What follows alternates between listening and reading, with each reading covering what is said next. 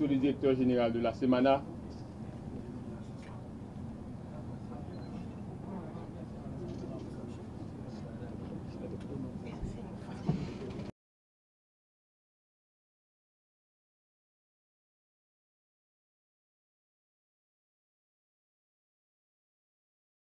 les différentes phases de cette dynamique permettront de faire passer la République d'Haïti d'un État fragile à un État stable, performant et prospère.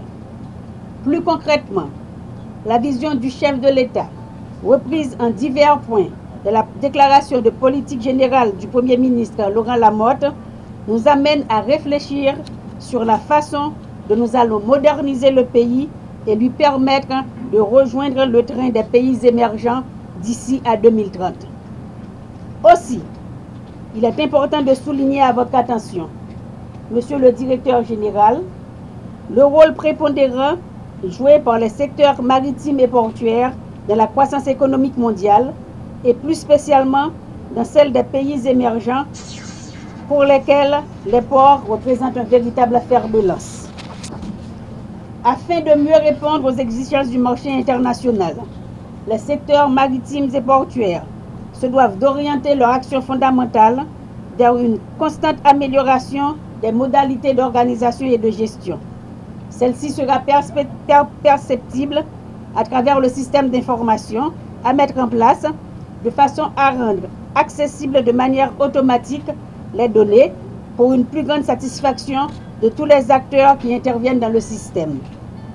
Aussi, devrez-vous, Monsieur le directeur général, converger les forces et les regards de l'autorité portuaire nationale vers des horizons nouveaux afin qu'ils puissent mieux cadrer avec les priorités de l'heure, notamment le renforcement de la sécurité qui permettra à l'APN de lutter contre les fraudes, véritable obstacle à la croissance, et continuer à se conformer aux prescrits du Code international pour la sûreté des navires et des installations portuaires, ISPS. L'un des facteurs irritants à la dynamisation des affaires en Haïti est le coût du transport des marchandises rentrant par le port.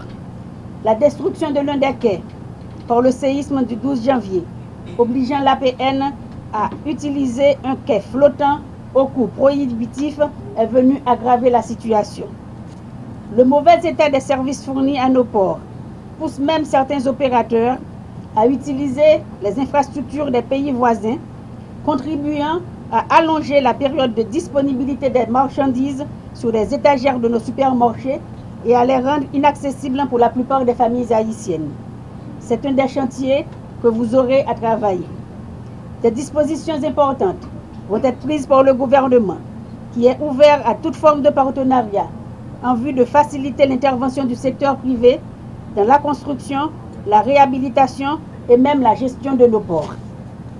Un processus de modernisation de l'APN visant à porter l'institution à se séparer de ses fonctions de régulation et d'opération jugées incompatibles est également en cours. L'APN ne peut plus être juge et partie à la fois, ce qui contribue à rendre sceptique tout éventuel investisseur alors que le secteur en a grandement besoin. Je vous demande donc de bien vouloir sauvegarder les acquis dans ce domaine et à les consolider. Le ministère de l'Économie et des Finances attend à ce que vous lui fassiez parvenir, si ce n'est déjà fait, toute mesure visant à consacrer cette séparation.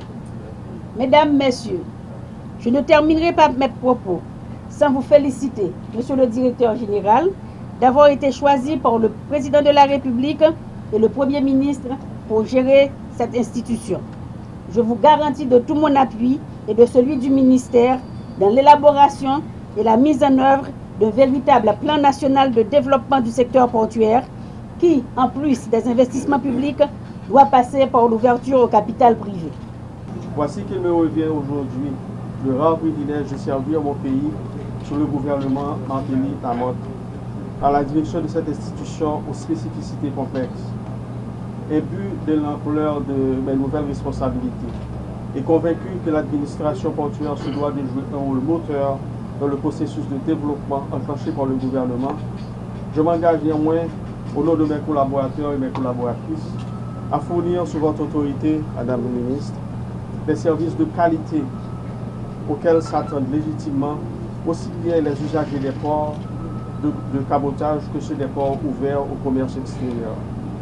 Mais par-dessus tout, je tiendrai compte des promesses électorales du président de la République qui, durant la campagne présidentielle, a manifesté sa volonté résolue de veiller sous sa présidence à ce que les ports, les wharfs et les débarcadères soient rénovés, équipés et modernisés.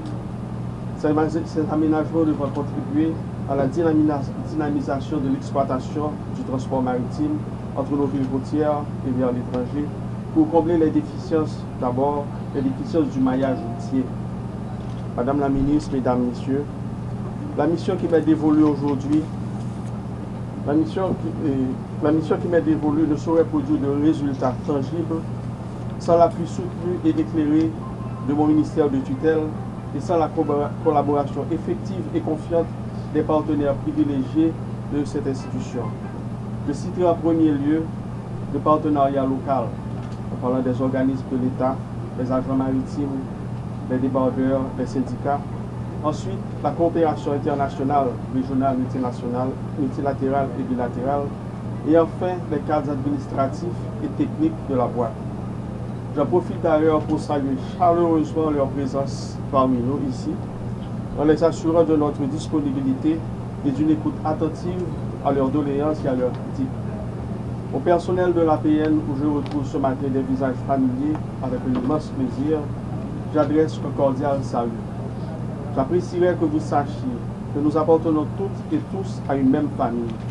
Sans ce lien d'unité, rien de durable ne pourra s'accomplir. Je m'en remets donc à vous, à votre compréhension et à votre sens du devoir pour maintenir l'APN dans le concert des activités portuaires, parfaire sa compétitivité et offrir à la population des services de qualité requis à des coûts raisonnables. Ce sera là l'essence de notre mission respective à l'autorité portuaire nationale et nous nous ferons l'impérieuse obligation de la réussir.